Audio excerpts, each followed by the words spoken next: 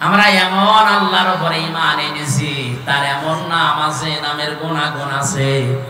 মহান আল্লাহর যতগুলো নাম আছে শুধু নাম নিয়েই বসে নেই, প্রতিটি নামের গুণাগুণ এবং কার্যকারিতা আছে। আমাদের ঈমান অনুযায়ী হয়তো আমরা দেখতে পাই না, তাই বিশ্বনবী দেখতে পেয়েছিলেন। বদরের ময়দানে দুহাত উঁচু করেছিলেন এমন ভাবে তার এই বদরের সাদা জায়গা পর্যন্ত দেখা যাচ্ছিল। বিশ্বনবী ওই দিন দোয়া করেছিলেন, হে রব, 313 জন নিয়ে এসেছিলাম, একটাও কেউ দেখতে পায় না, কোথায় তারা? হযরতে আবু বকর নবীজিকে চাদর উপরে দিয়ে দিলেন শরীরের, ডাক দিয়ে বলেন, হে নবী, আপনার 313 জন সাহাবী একটাও মারা যায়নি, সবগুলো বাতিলের ভেতরে বন্টন হয়ে গেছে।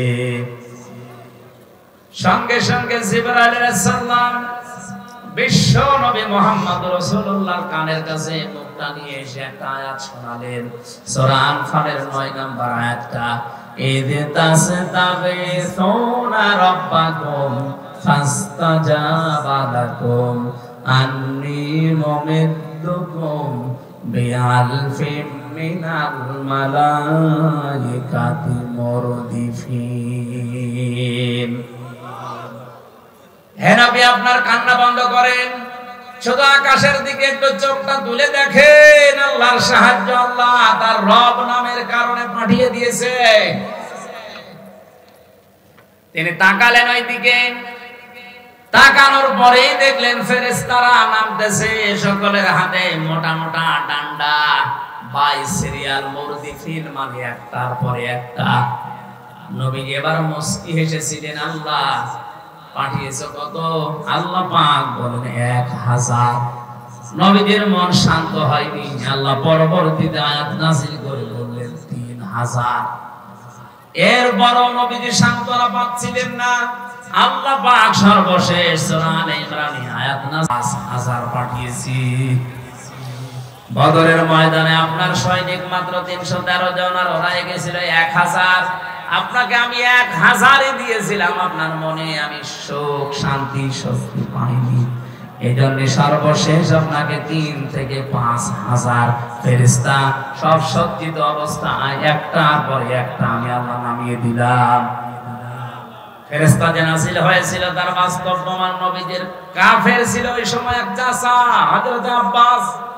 তিনি মুসলমান হওয়ার পরে এসে বলেছিলেন, ভাতিজা, তুমি তো জানো আমি তোমার চাচা কেমন শক্তিশালী, কেমন শৌখিন, সোনার বোতাম আমি ব্যবহার করতাম। ময়দানে তোমার যে সৈনিক গুলো আমি তো সবগুলো চিনি। নতুন নতুন কিছু সৈনিক আমি দেখলাম, যাদেরকে এর আগে কোনোদিন তোমার আশপাশে আমি ঘুরতে দেখিনি। নবীজি মিসকি হাসলেন, ডাক দিয়ে বলে, চাচা কার কথা বলেন? ওই যে ময়দানে আমি যখন যুদ্ধে লিপ্ত ছিলাম, তাকিয়ে দেখলাম পেছন দিক থেকে কে যেন এসে আমার ঘাড় ধরে ছুঁয়ে ফেলেছে। নবীজি বললেন, কি দেখলে? কাকে দেখলে চাচা? হঠাৎ করে বিশ্ব নবী মুহাম্মদ রাসূলুল্লাহর কাছে জিবরাইল এসে একটা হাসি দিয়ে চলে গেছে। জিবরাইলের এই চিহ্নটা দেখার পরে নবীজির চাচা আব্বাস বলেছিলেন, ভাতিজা, এই যে কিছুক্ষণ আগে একটা সৈনিক দেখলাম, কোথায় গেল? এখন আর তো দেখতে পাই না। নবীজি বলেন, চাচা কাকে দেখলেন? ওটা সাধারণ সৈনিক না, ওটা আল্লাহর ফেরেশতা জিবরাইল। নিজে কমান্ডার হয়ে আজকে এই বদরের ময়দানে নাজিল হয়েছে, তার পেছনে আল্লাহ পাঠিয়েছে 5000 ফেরেশতা। যে সমস্ত কাফেররা মরে পড়েছিল, বিশ্ব নবী বদরের ময়দানে কোন দিনের জন্যেও তিনি আগ্নেয় অস্ত্র ব্যবহার করেন নাই। অথচ যে সমস্ত কাফেরেরা মরা পড়েছিল, যে ওদেরকে কাছে যে দেখলেন অধিকাংশ গুলো শরীর পুড়িয়ে গেছে। তার মানে ফেরেশতারা যে মোটা মোটা ডান্ডা নিয়ে নেমেছিল, ওটা ডান্ডা শুধু না, ওটা জাহান্নামের পোড়ানো রড ছিল। যার শরীরে লাগিয়েছে ওখানেই ও শেষ। নবীজির বিশ্বাস ছিল আল্লাহর উপরে, তার নামের উপরে, কার্যকারিতার উপরে। আল্লাহ বিশ্বাস অনুযায়ী পাঠিয়েছিলেন ফেরেশতা। আমাদের ওই পর্যায়ে যায় না, এজন্য ফেরেশতাও আসে না, আমরা দেখতে পাই না। কিন্তু আমরা বিশ্বাস করি বদরের ময়দানে যে ফেরেশতা এসেছিল, শুধু বদরের জন্য না, এই যে তাস্তাগীসুনা এটা মুসারে বর্তমান ভবিষ্যৎ প্রেজেন্ট ফিউচার কিয়ামত পর্যন্ত এটা থাকবে। আমরা যদি আল্লাহর উপরে ঈমান আনতে পারি, সত্যি যদি তার অস্তিত্ব আমরা মেনে নিয়ে তার নামগুলো বিশ্বাস করে কার্যকারিতা কিয়ামত পর্যন্ত আছে, এটা যদি সত্যি আমরা দেখাতে পারি, মহান আল্লাহ এখনো ফেরেশতা নাযিল করে সাহায্য করতে পারে। আল্লাহ আমাদেরকে কোরআনে কারিমের আয়াতের বাস্তব কিছু যেন দুনিয়ায় দেখান, বলেন আমিন। বিশেষ করে আজকে ফিলিস্তিনের মুসলমানদের জন্য এটা বড় বেশি জরুরি হয়ে পড়েছে। আর ছোট ছোট বাচ্চারা ওই মরুভূমির পাথরের উপরে লিখতেছে, আল্লাহকে চিঠি দিচ্ছে, আল্লাহ ওয়াজআলনি মিন লাদুনকা ওয়ালিয়্যা ওয়াজআলনি মিন লাদুনকা নাসীরা। ইয়া আল্লাহ, আর পারা যায় না, সহ্যের বাইরে চলে গেছে। মা নেই, বাবা নেই, বড় ভাই নেই, বড় বোন নেই, সবাইকে ওরা মেরে ফেলেছে। আমি 2 বছর, 2.5 বছর, 3 বছরের বাচ্চা কি বুঝি? দুনিয়ায় কেউ যখন এগিয়ে আসে না, আমি তোমার কাছে চিঠি লিখলাম, মহান আল্লাহ তোমার পক্ষ থেকে তুমি আমাদের জন্য সাহায্যকারী পাঠাও। এই জন্যই মনে হয় আল্লাহ ইরানের মনটা একটু নরম করে দিয়েছে। বিশ্বের 57টা মুসলমানদের মন যদি এরকম একটু নরম আল্লাহ করে দিত, অন্তত এখনো যেভাবে সাহায্য করছে অনেকেই, প্রত্যেকটা মুসলিম রাষ্ট্র যদি ঈমানের দাবি পূরণ করার জন্য সবাই কাশ্মীরের পাশে দাঁড়াতো, আমরা আজাদ কাশ্মীর পৃথিবীতে দেখতে পেতাম। মরণের আগে যেন এটা দেখতে পায় যে আজাদ হয়ে গেছে কাশ্মীর। বলেন আল্লাহ পাক যেন এটা দেখে মরার তৌফিক দেন, বলেন আমিন। আমরা যদি আজাদ না হতাম, আমরা যদি মুক্ত হতে না পারতাম, কত কিছু আমরা আজ নিজেদের মন মতো করতে পারতাম না। আপনি টের পাচ্ছেন, ওরা আজ মুক্ত হতে পারে না, আজাদ হতে পারে না, এই জন্য অনেক কিছু মন মতো করতে পারছে না। মানুষকে আল্লাহ বানিয়েছে এই মুক্ত জীবন দিয়ে। এটা পাখি না যে খাঁচার ভেতরে ভরে রাখবেন, হাত পা ডানা কাটা পাখির মতো শুধু ছটফট করছে। বিশ্বের মানচিত্রে আজ একটা পতাকা দেখতে চাই, যেটাই লেখা থাকবে ইলাহা ইল্লাল্লাহ মুহাম্মাদুর রাসূলুল্লাহ। ঈমান যারা এনেছে কথা বলবে, তারা আল্লাহর শুধু নাম বিশ্বাস করবে না, ওয়াসিফাতিহি ওয়া কাবিলতু জামিয়া আহকামিহি ওয়া আরকানি। আল্লাহর যত হুকুম আহকাম আছে আমি সব কবুল করে নিলাম, মেনে নিলাম।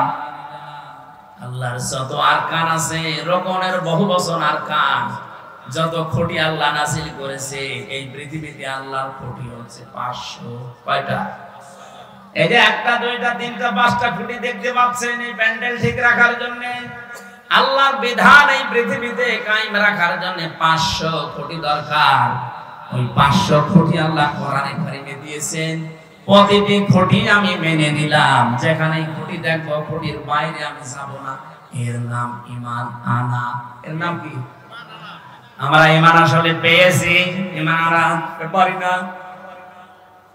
সে ছোটকালে কায়দায় যেটা পড়িয়েছিল মক্তবে হুজুরেরা, আমানতু বিল্লাহি কামা হুয়া বিআসমাইহি ওয়া সিফাতিহি ওয়া কাবিলতু জামিয়া আহকামিহি ওয়া আরকানি। এটার উপরে আমাদের বাকি জীবন যেন আমরা ঈমান এনে সেট করতে পারি, বলেন আমিন। এভাবে যারা সত্যি ঈমান আনবে, ওয়া আমিলুস সালিহাতি, 2 নম্বরে যে মানুষগুলো এই ঈমানের দাবি অনুযায়ী এই যে 500 নাম বিশ্বাস করে, নামের কার্যকারিতা আছে মেনে নেন, এভাবে যারা ঈমান আনার পরে ভালো ভালো কাজের আঞ্জাম দুনিয়ায় দেবে।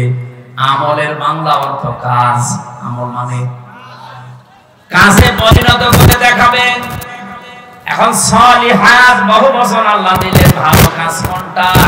আমাদের এই বাংলাদেশ, ভারত, পাকিস্তানের দেশে আমরা অনেকেই মনে করি ভালো কাজ মানে শুধু নামাজ পড়া, রোজা রাখা, 11 বছর ভালো কাজ মানে জিকির করা না। পৃথিবীর সবচাইতে ভালো কাজ হচ্ছে এই পৃথিবীর ময়দানে আল্লাহর বিধানকে ইজহার করা, প্রকাশ করা, বিজয় করার জন্য চেষ্টা করা।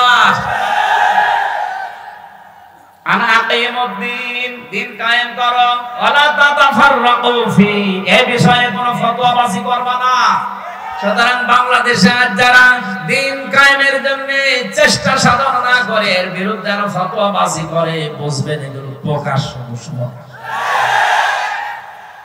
ওদের জুব্বা যতই বড় থাক, ওদের দরবারে যতই মানুষ হোক, ওদের ঘন্টা যত বড় হোক, দিন কায়েমের বিরোধিতা যারাই করবে ওরা আল্লাহর শত্রু, রাসূলের শত্রু, আমাদের শত্রু।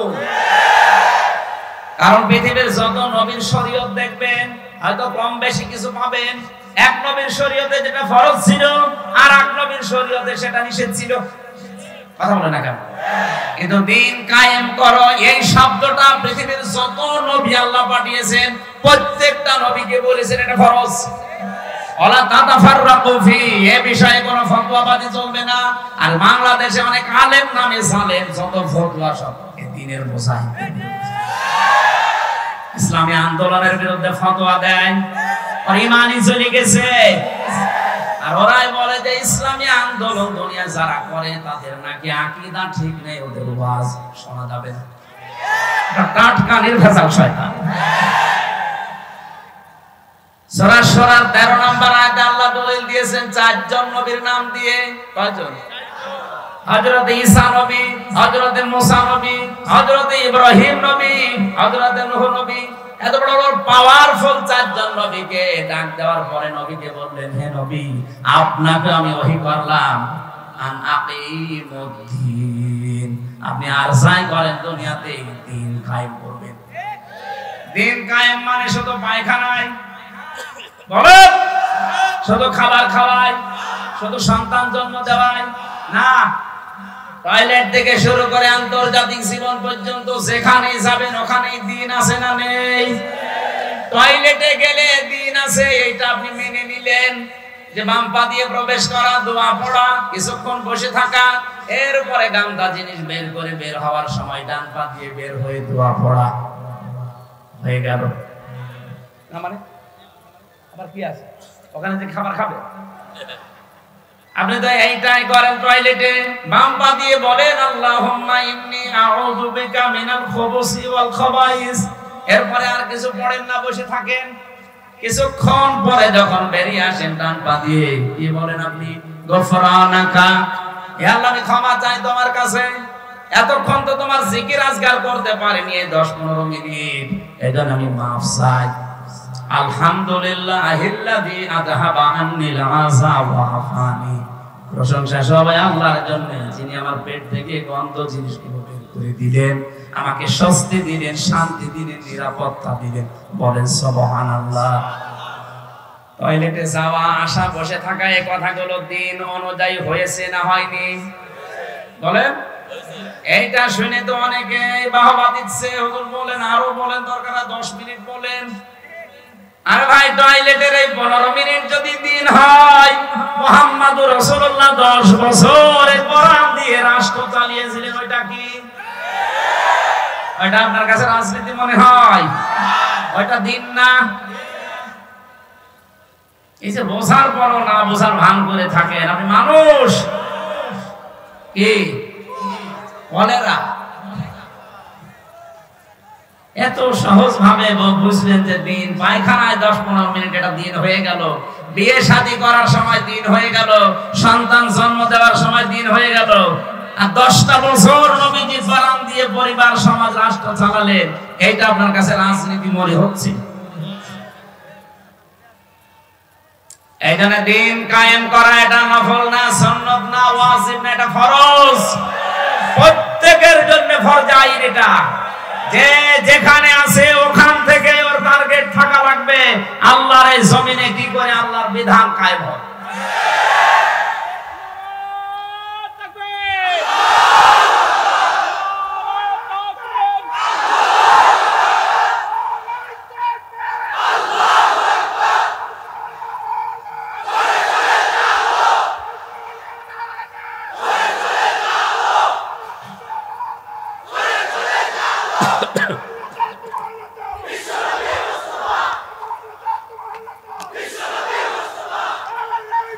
আলহামদুলিল্লাহ ভাই।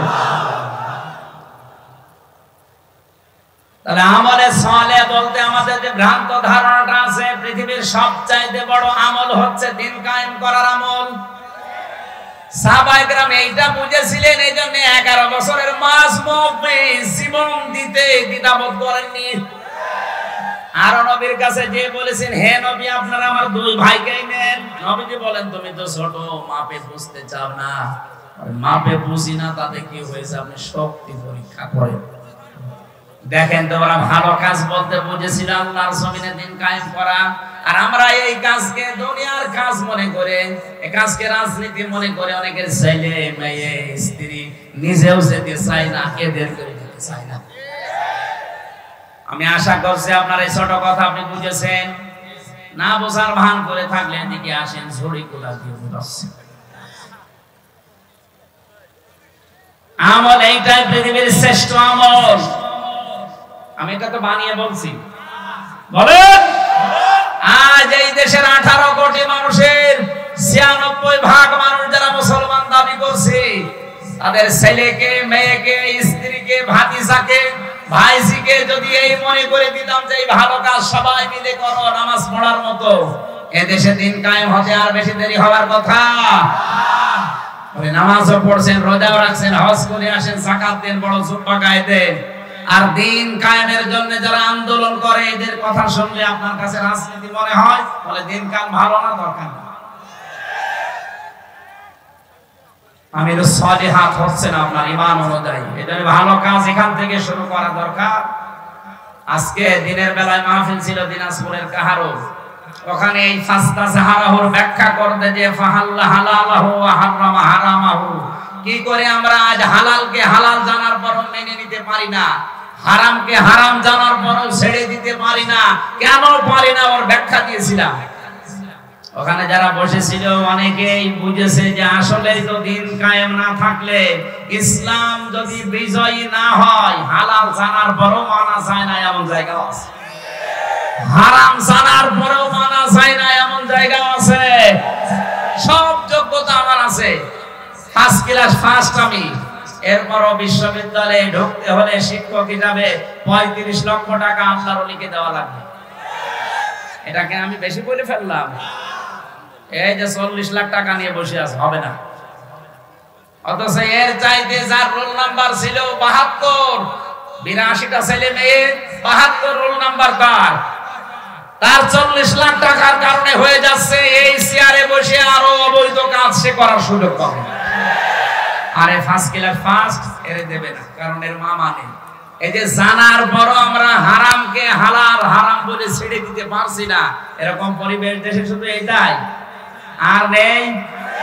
আজকট কাটাচ্ছে, যান আদালতে যান, 3টা বছর তো আমি দেখলাম, আমার তো মনে হয় আদালতের ইট পর্যন্ত টাকা চায়। বিশ্বাস হচ্ছে না, ঠাকুর কার আদালতে যান, কোর্টের ইট পর্যন্ত বলবে 10 টাকা দিয়ে যান। এই জন্য কোরআন যদি বিজয়ী না থাকে, এই দেশে আপনি মরেও শান্তি পাবেন না। মরণের সময় আপনার ঈমান নসিব হবে না, বেঈমান হয়ে পড়বেন। আল্লাহ এই সহজ কথাটাকে তুমি সহজ ভাবে আমাদের ব্রেনের ভেতরে ঢুকিয়ে দাও।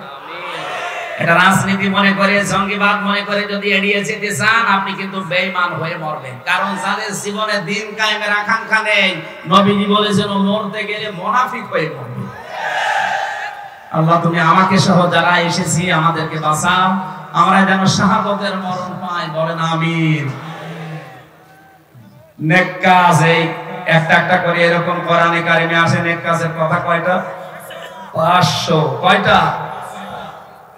ঈমান আনার পরে যারা নেক কাজগুলো আঞ্জাম দেবে, কানাত লাহুম জান্নাতুল ফিরদাউসি নুজুলা, আল্লাহ তাআলা বলেন তাদের জন্য আমি জান্নাতুল ফিরদাউস মেহমানদারি করার জন্য রেখে দিলাম। আমার ভাইরা, মেহমান যত দামি হয় তার জন্য প্রস্তুতি তত আগে থেকে নেওয়া হয়।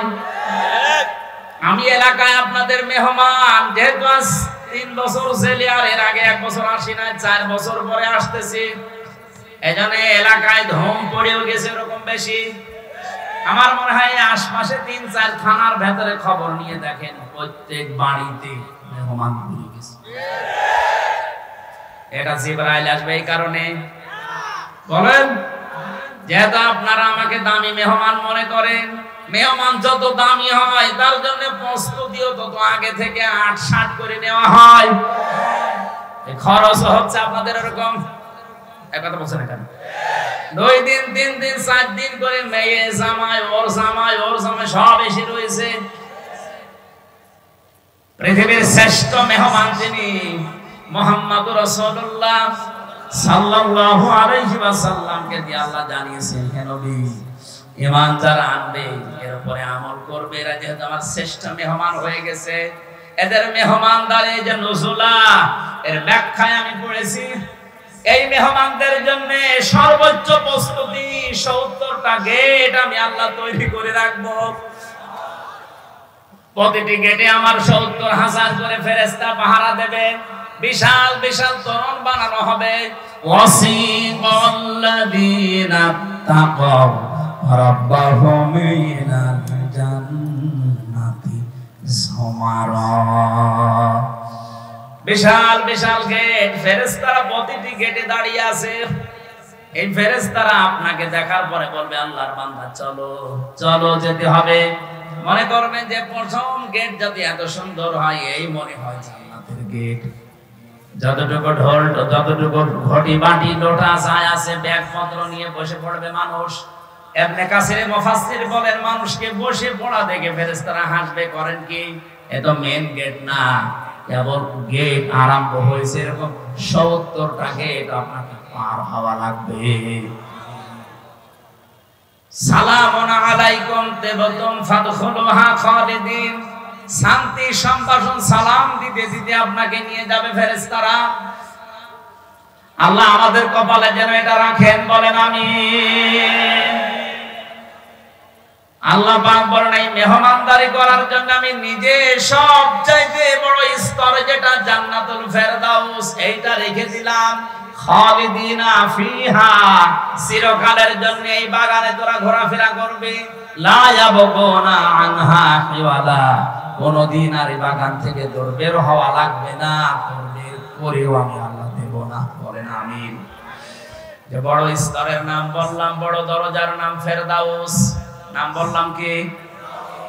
এই জান্নাতের ওয়ারিশ, উত্তরাধিকারী। বাবা মারা গেলে যেমন হারুন নিজেই তার বাবার সম্পদের উত্তরাধিকারী হয়ে যায়, এটার জন্য আর গ্রামের লোক টাকা লাগে না। আল্লাহ কোরআনে দিয়েছেন 8টা গুণ দুনিয়ায় যারা অর্জন করবে, এই মানুষগুলোর জন্য আমি আল্লাহ জান্নাতুল ফেরদাউস উত্তরাধিকারী হিসাবে ওয়ারিশ বানিয়ে দিলাম। উলাইকা হুমুল ওয়ারিসুন আল্লাযীনা ইয়ারিসুনাল ফিরদাউসা হুম ফিহা খালিদুন। এরাই আমি আল্লাহর জান্নাতের অধিকারী ওয়ারিশ। এরা ওই জান্নাতুল ফেরদাউসের উত্তরাধিকারী, যেখানে ঢোকার পরে আর কোনোদিন তার বের হওয়া লাগবে না। যেভাবে সেভাবেই হোক আল্লাহ আমাদের এই ছোট্ট জীবনটা যেন পার করিয়ে বিশাল বাগানের উত্তরাধিকারী হওয়ার তৌফিক আমাদের কপালে লিখেন, বলেন আমিন। যে 8টা গুণ অর্জন করলে এখানে যাওয়া যায়। কোরআনে কারীম থেকে আমি উল্লেখ করছি, দেখেন তো আমাদের ভেতরে পাওয়া যাচ্ছে কিনা। قد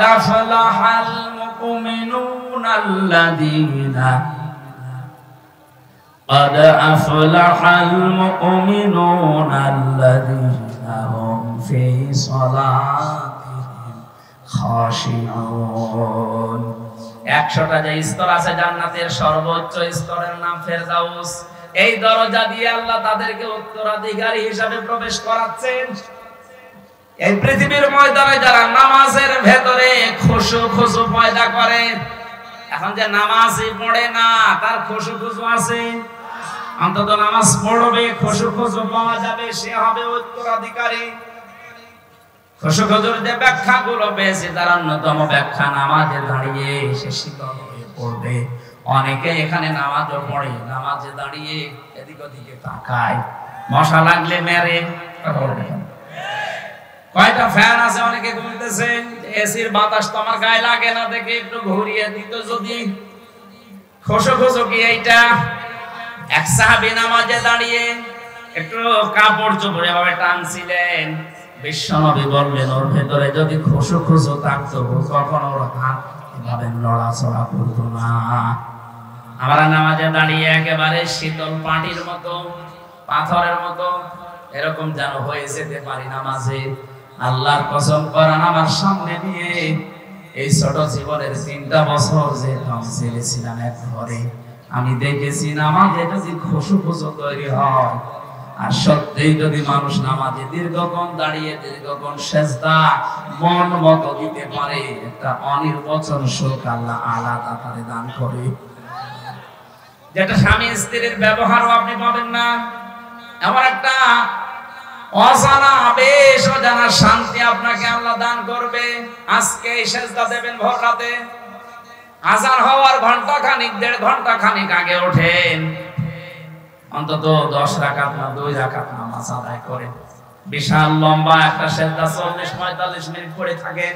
মানে কি বলবেন মানে আরবিতে কথা বলতে না পারলে বাংলায় বলবেন মনের কথাগুলো, যে আল্লাহ আমার ওই অসুবিধা আছে, ওই ঝামেলায় পড়েছি, আমার ওই অসুখটা হচ্ছে, আমার এরকম মানে টয়লেটের ভেতরে রক্ত পড়ছে, যত রকমের অসুস্থতা আছে, অসুবিধা আছে, বিপদের কথা আছে, সেজদায় পড়ে যদি চোখের পানি ফেলতে পেরে বলতে পারেন বাংলায়ও, দেখবেন একটা আলাদা শান্তি পাচ্ছে। ওটা আল্লাহ সবাইকে দেয় না, যে মানুষগুলো নামাজের ভেতরে খুশু আর খুশু তৈরি করে, ভয় নিয়ে যারা নামাজ আদায় করেন। আল্লাযীনা হুম আনিল লাগবি মুরিদুন, এই পৃথিবীতে যে মানুষগুলো অনর্থক কথাবার্তার কাজ থেকে যারা নিজেদেরকে বিরত রাখে। আজ দোকানে বসলে আপনার মুখ ঠিক থাকে না, কথা বলতে আছেন, 100টা কথা বলে 80টা মিথ্যা কথা। এদের কোনো কাজ না থাকলে চুপ করে থাকবেন। মান সমাতা নাজা, যারা চুপ থাকে সে নাজাত পাওয়ার একটা পথ পায়। 3 নম্বরে যারা যাকাত আদায় করে, যাকাত শুধু সম্পদের না, শরীরের যাকাত আছে। এই কথা বলছেন না কেন? আপনার এই ধানের যাকাত আছে, গমের যাকাত আছে, ভুট্টার যাকাত আছে। এই যাকাতগুলো আজ আদায় করি না, এজন্য আমাদের সম্পদগুলো আজ আল্লাহ পবিত্র করে রেখেছে। উত্তরাধিকারী জান্নাতুল ফেরদাউসের হতে হলে যাকাত শরীর থেকে শুরু করে প্রতিটি জিনিসের আদায় করতেই হবে, মাস্ট বি। 4 নম্বরে যারা যৌন অঙ্গকে হেফাজত করে রাখে, এটা নষ্ট করার জন্য আকাশ সংস্কৃতির নামে সূক্ষ্ম ষড়যন্ত্র চলছে। যেভাবে আরম্ভ হয়েছে মোবাইল আর ইন্টারনেট দিয়ে, আমার তো যতটুকু বাস্তবতা 3 বছর জেল থেকে বেরিয়ে দেখছি, এভাবে যদি 10 বছর চলতে থাকে, আগামী 10 বছর বয়সে চরিত্রবান কোন যুবতী যুবক এদেশে আর পাবেন না। বিয়ের আগে সব নষ্ট হয়ে যাবে। এখনো সাবধান, আমি সহ যারা আছি, ছোট বাচ্চা থেকে শুরু করে অন্তত ও কান্নাকাটি করে করুক, ও যদি কিনতে মরে যায় যাক, তারপরও ওদের হাতে অ্যান্ড্রয়েড মোবাইল গুলো দেওয়া যাবে না। এইটা দেওয়া আর হাতে বোমা দেওয়া সমান। আজকে এইটা ওইটা টিপতে টিপতে এমন জায়গায় যাবে আপনি কল্পনা করতে পারেন না ওর চরিত্র কখন ধ্বংস হয়ে গেছে। যদি এটা কঠিন কাজ, অনেক মা বোনেরা মনে করে বাচ্চাকে মোবাইলের এই খেলাধুলা উল্টা পাল্টা জিনিস না দিলেও খাবার খেতে চায় না, না খাক, ওর মেধা কিন্তু নষ্ট হয়ে যাচ্ছে। 4 নম্বরে যে মানুষগুলো আমানতের খেয়ানত করে না, আজ কয়েকদিন পরে নির্বাচন, এই যে ভোট দেবে যারা, এটা কিন্তু আমানত। এখন মনে করেন আমার দলের লোক তো দাঁড়ায়নি, আমি দেব না। না, যারাই দাঁড়িয়েছে মনে করেন 8-9 জন 10 জন, এর ভেতরে যোগ্যতা সম্পন্ন যে লোকটা, যার দ্বারা ইসলামের কাজ হবে, মানবতার কাজ হবে বলে আপনার মনে হয়, এইরকম মানুষকে আপনার রায়টা, এই আমানতটা দিয়ে দেবেন। জান্নাতুল ফেরদাউসের উত্তরাধিকারী হওয়ার জন্য এমনটা দরকার। এরপরে আমি পেয়েছি অঙ্গীকার পূর্ণ করতে হবে। ওয়াদা যদি কারো সাথে দেয়, আজ এখানে আমি আসার আগে যারা যারা ওয়াদা দিয়েছে যে বাড়িতে বাড়িতে টিউবওয়েল বসিয়ে দেব, বিশাল গরুর গাড়ির চাকার মতো জিলাপি কিনে দেব, কত রকমের ওয়াদা কত মানুষ করে, অথচ ওয়াদাকে কিছু মনেই করে না। পাশ করার পরে সব ওয়াদা ভুলে যায়। ওনার জন্য জান্নাতুল ফেরদাউস হারাম হয়ে যাবে। ওয়াদা ঠিক রাখবেন, ওয়াদা যদি করেন, আর যদি ওয়াদা করতে না পারেন, ঠিক রাখতে না পারেন, করবেন না। এরপরে আছে নামাজের যত্নবান হওয়া। আল্লাহ রাব্বুল আলামিন কোরআনে কারিমে এই যে গুণগুলো দিয়েছেন, যদি কেউ অর্জন করতে পারে, মহান আল্লাহ তাকে বিশাল ফেরদাউসের উত্তরাধিকারী হিসাবে কবুল করে নেবেন। আমি সব প্রত্যেকটি মানুষকে আল্লাহ যেন এটা কবুল করেন, আমিন। দ্বিতীয় নম্বর দরজার নাম পেয়েছিলাম জান্নাতুল মাওয়া। আমা আদরাকা মা ইল্লিয়ুন। হে নবী, আপনাকে ওরা জিজ্ঞাসা করে ইল্লিন কি, বলেন এটা একটা জান্নাত। সেই জান্নাতুল মাওয়াটা সাজানো আছে। দুনিয়াতে যেই মানুষগুলো আল্লাহকে ভয় করে সব অন্যায় কাজ থেকে নিজেকে বাঁচিয়ে রাখতে পারে, তার জন্য জান্নাতুল মাওয়া আল্লাহ রেখে দিয়েছেন। আল্লাহ আমি সব প্রত্যেকের জন্য যেন জান্নাতুল মাওয়ার ব্যবস্থা করেন, আমিন। দারুল মাকাম আছে, দারুল করার আছে, দারুল খোলদ আছে। এখন একটা একটা করে 100টার বর্ণনা আমি পেয়েছি কোরআনে কারিমে। আল্লাহ যে একটা সর্বোচ্চ স্তর ফেরদাউস, আমি সব প্রত্যেককে উত্তরাধিকারী হওয়ার তৌফিক দান করেন, আমিন।